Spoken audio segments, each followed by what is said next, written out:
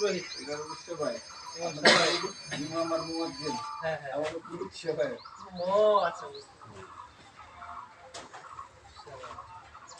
কাজটা তো কাছাকাছি ওনাদের হেল্প হ্যান্ড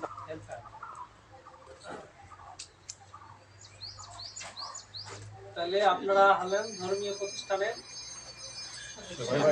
সেবাই আমাদের ইমাম আর মুয়াজ্জিন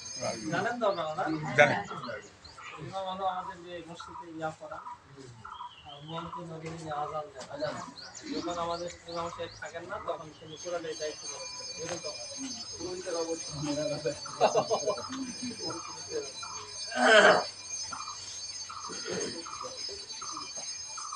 যাই হোক আমাদের